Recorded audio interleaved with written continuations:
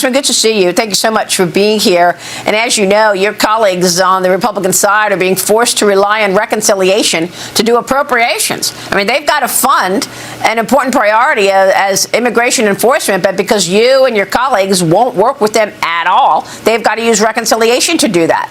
Isn't that irresponsible?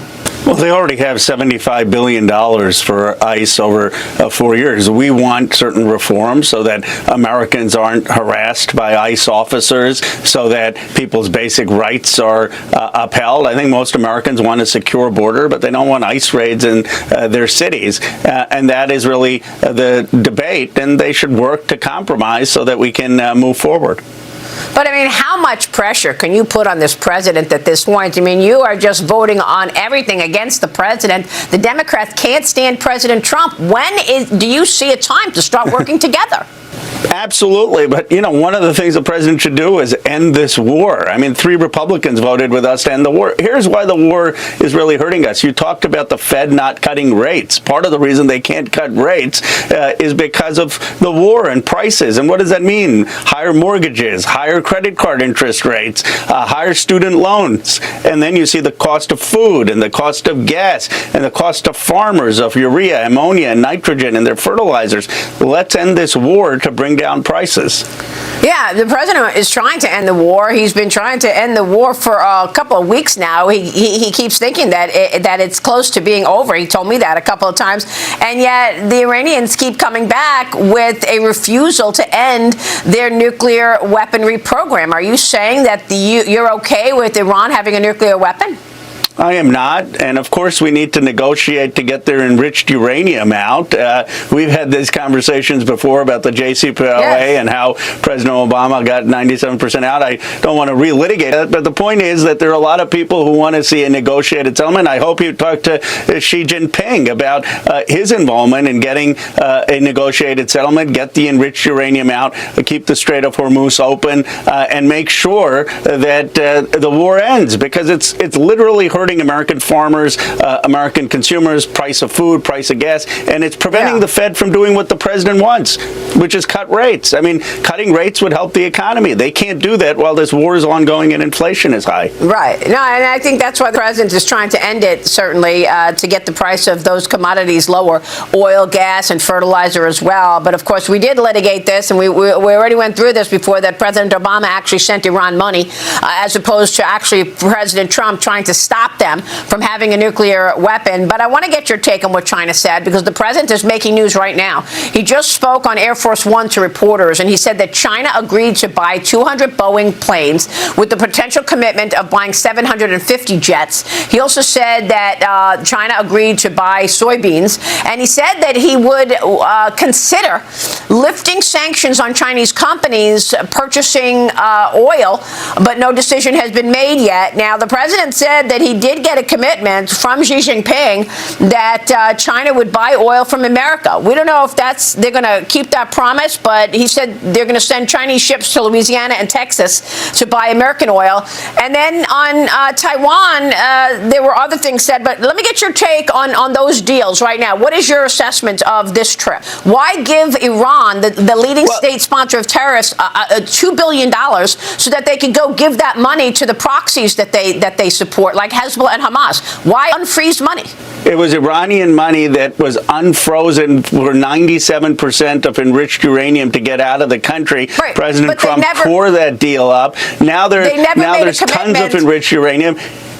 They never made a commitment to stop building a weapon. So why send them $1.7 billion when you didn't even have a commitment to stop building a weapon? You yourself said you don't want Iran to have a nuclear weapon. Well, just so we're factual, he didn't send them money. It was their money that was unfrozen. I acknowledge it was unfrozen. Matter. Why unfreeze what we got out of it is... You say it was their money. Other people say it wasn't their money. It was stolen money. But that's fine. Let's say it is their money. Why unfreeze the money? You never got a commitment that they would stop building a nuclear weapon. Why are you sending them $1.7 billion so that they could go give it to Hamas? He got a commitment for 15 years, 97% of rich uranium out. Instead, what did we get? We had them having 60% enriched uranium when Trump tore up the deal. We had 13 American service members dead. We have Americans paying $4 wait, at gas. Are you talking about we have the food prices. Let me just finish, Maria. Let me finish, please. Are you talking about the botched exit from Afghanistan? When but we that has lost nothing to do with Iran. That was Joe Biden. The botch exit. That was Joe Biden. But look at the facts here. Because Trump tore up the deal, Americans are dead.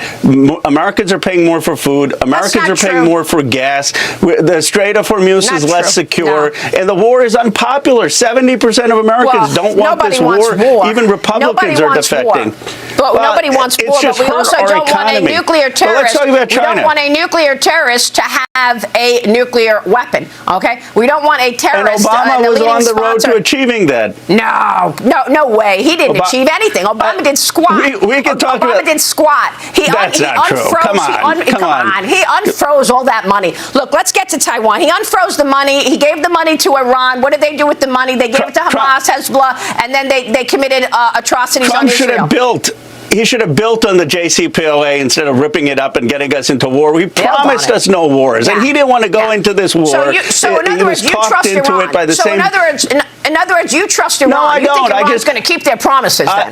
I like the Trump who was running in 16 and 20 and 24 saying, I don't want more wars. I don't want Americans dying in these wars. I don't want Americans paying for Iran, and who cared more about Toledo than Tehran. I mean, how about building our manufacturing, investing in our people instead of getting in these foreign wars? Oh, he is. It's hurt the American people. Investing in our people. He did no tax on tips, no tax on Social Security, no tax on overtime. Would you move to try to overturn that should you get the majority in? Are you going to try to stop the agenda, the Trump agenda, should the Democrats get the majority in November? I don't think we'd blanket start to overturn everything that he did. If he did something that was reasonable, like pharmaceuticals, well, I want to overturn the tax breaks to the billionaires and rather have money going to the working and middle class in this country. Okay. That's what I thought. I don't think billionaires should have tax breaks. But let's talk about China. Fine. I'm glad that China's buying. China in a second. I definitely want to talk China in a second. But let me just ask you this, because we just did this story. We just did this story in New York, how Kathy Hochul is moving the threshold down. You're going to pay a pied-à-terre tax if you have a second home in New York. Not if your house is worth $5 million. No. Your house is valued at $1 million. Then you're going to pay a pied-à-terre tax if you have a second home in New York. Do you agree with that? Yes, because you know what I believe, Maria, that the economy in this country is unfair and lopsided. Too few people, including in my district, which is 20 trillion. Pay 45% of the tax in New York. The top 1% pay the majority of taxes in this country. You know it, and I do.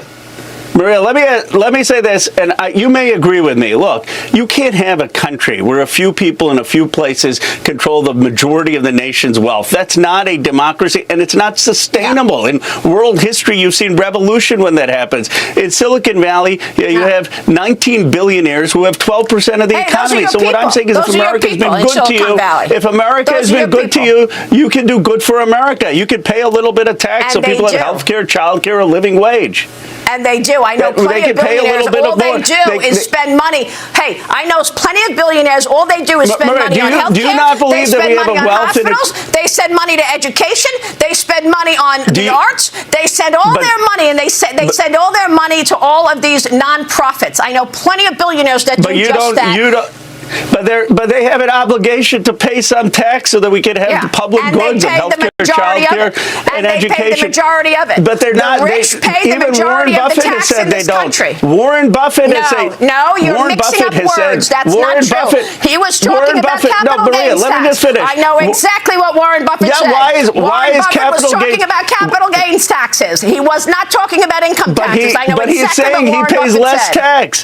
No, because he's not paying a salary. He's not getting a salary. He's not getting income. And that's most of the billionaires. Stock. And that's most of the billionaires in this country. It's not fair. You're mixing up taxes. Right. I know all about taxes. Don't try it. You're mixing up taxes. You got capital gains tax and you got income state tax. Yeah, so would you agree that we shouldn't have, in this kind of wealth inequality in an AI world, which is capital biased, that we shouldn't have millionaires plus having less rates on capital gains than someone who's a teacher or a farmer or a machinist is paying on their W-2s?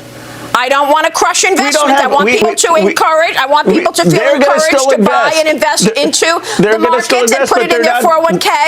The way to create wealth overall long-term is to invest in the stock market. That's 100%. I believe that the way to long-term wealth creation. Yeah, but 50% of people don't do that. They do it in their 401k plans. More people than you know are invested in equities, and they don't even know it. 50% aren't in the market. 50% aren't in the market. Before you go, we got to go real quick on China, because on Taiwan, President Trump said he made no commitment.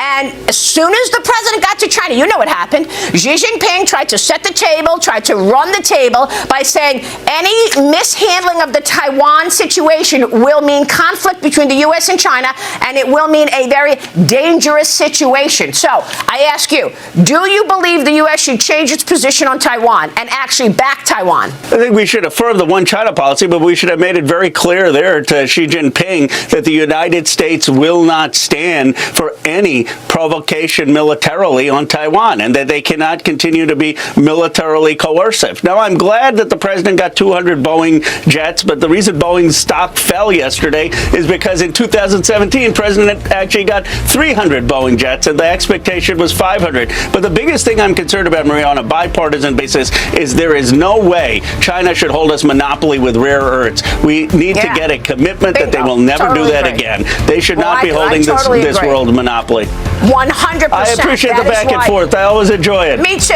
I love talking with you, Congressman. You're a good man, and we appreciate. I gotta eat my Wheaties before I see you, though. That's for sure. Always a pleasure, sir. Thank you, Congressman Ro Khanna. Thank you. All right, we'll be right back.